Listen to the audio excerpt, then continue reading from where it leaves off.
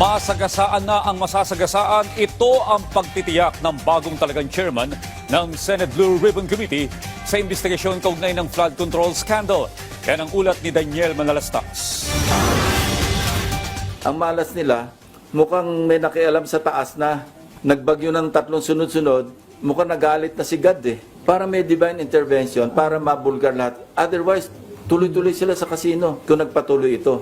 Para tayo mga Ganyan na lang ang inis si Senate Blue Ribbon Committee Chairperson Panfilo Lacson sa anomalya sa flood control projects na kung saan may ilan pang nadadawit na mga dating DPWH engineers na umano'y naglulustay ng pera umano sa kasino. Pero isa raw sa bagong tutumbukin ng kanilang investigasyon ay ang isa pang construction company kung saan lumabas sa aligasyon ni dating DPWH engineer Bryce Hernandez na ang kontraktor na ito ay nagdadala umano ng obligasyon na sinasabi ni Lacson na lagay. Revelasyon ngayon ni Lacson, may hawak silang CCTV na dumalaw daw ito sa Senado noong August 19. Meron kaming video footage ng CCTV footage na dumalaw dito talaga yung WJ.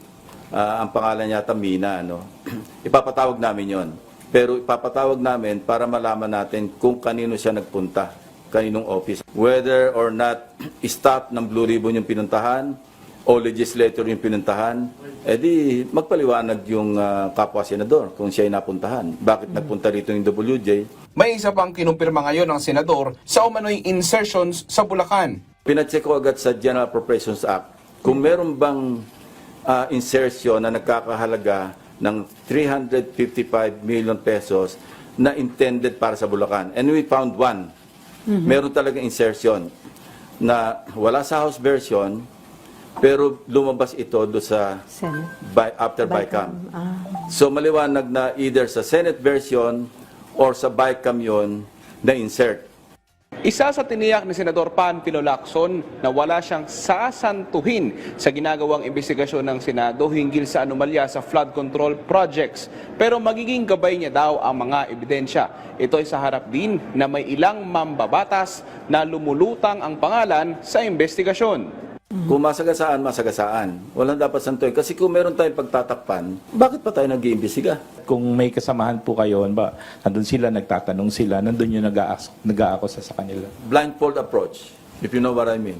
Ayon kay Lacson, wala pa siya nakikita sa ngayon na pupwedeng maging state witness kahit maraming personalidad na ang lumalabas sa flood control scandal. Sa mga diskaya, sabi ng senador, mayroon pa silang kailangang gawin. Duda naman si Lacson kay Bryce Hernandez na nadadawit din sa paglulustay umano ng pera sa kasino. Si Bryce Hernandez naman, billion din yung kanyang chips to cash. Bukod pa yung cash to chips.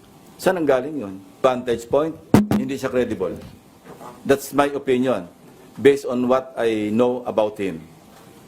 Kung siya niyayaya lamang, paano siya nakapag chips to cash to chips na billion? Bakit lahat lang ng pumirma ng impeachment ang parang nabanggit? At saka parang, bakit wala yung before 2022? Kasi nag-retract sila Pagdating sa House, iba naman ang sinasabi.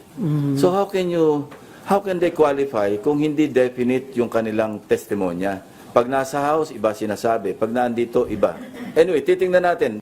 Hindi naman pinirmahan ni Senate President Tito Soto ang hirit ni dating Senate Blue Ribbon Committee Chairperson Rodante Marcoleta na isailalim sa Witness Protection Program ang mag-asawang diskaya. Sabi ni Soto, hindi naman daw pwedeng makakuha ng proteksyon sa gobyerno pero marami umanong nakuhang pera ng bayan. Hindi raw ito patas para sa ating mga kababayan. Ang kailangan daw para maging state witness ay ibalik ang nanakaw at magsabi ng totoo. Daniel Manalastas para sa Pambansang TV sa Bagong Pilipinas.